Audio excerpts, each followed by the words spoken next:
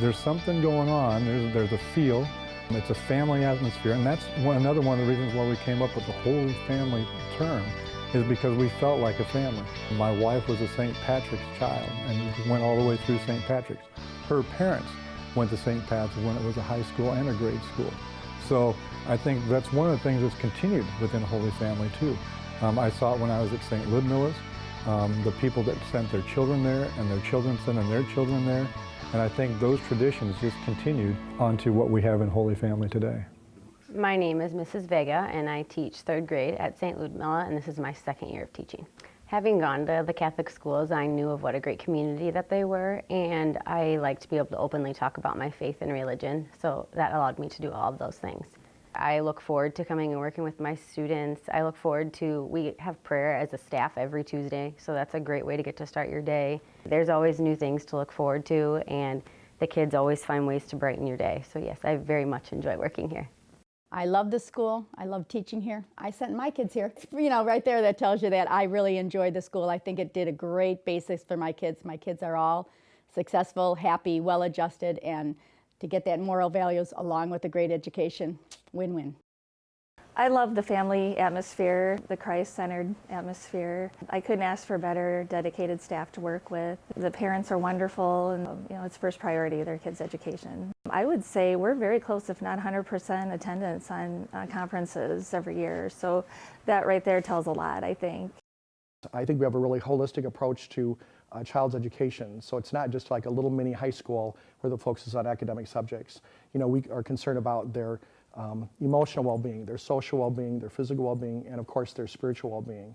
So all the opportunities we provide, not just in the classroom, and we believe that learning takes place outside the walls of our classroom too. So we have guest speakers and field trips and other opportunities outside the school, but also the opportunities they have for doing service at the school, but in their parish and their community, the opportunities they have for growing in their faith, the retreat and renewal experiences that we do, I think are such an important part of their formation. The opportunity not only to experience good prayer and liturgy, but to help plan that, I think is a really key ingredient for forming young Catholics. When I got to high school and there were chances like getting involved in campus ministry at Xavier, or going to the National Catholic Youth Conference, or to the Christian Leadership Institute, those were already things that I knew that I wanted to say yes to. And I think that those of us who had had some of those experiences at Holy Family, who had been on retreats, who had taken theology classes with Bob Gardner, we knew already that those things would be valuable. And I think that made us a lot more willing to just jump right in right away and get involved and be really excited about those sorts of things. Catholic education is so important to families, and it's truly a tragedy, I feel, if parents want to send their child to a Catholic school and cannot afford it. You know, it's not a school for the elite. It's a school for everyone. I think it's important that they have that choice, and it's a challenge these days because of the financial piece of things. And we've done a recent study, a survey, and the parents were asked, if you could select any type of school for your children, what would you choose? And 38% of the parents that were asked, this is in Iowa, 38% would choose a private school.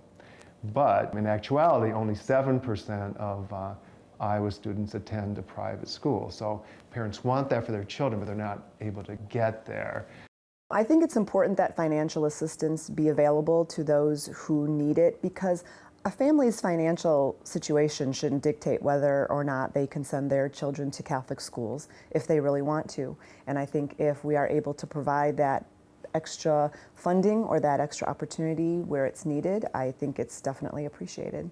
You know, it kind of helped shape me into the person I am today, and I can't really imagine not going to any of those schools and not meeting any of those people. There's so many great teachers and administrators.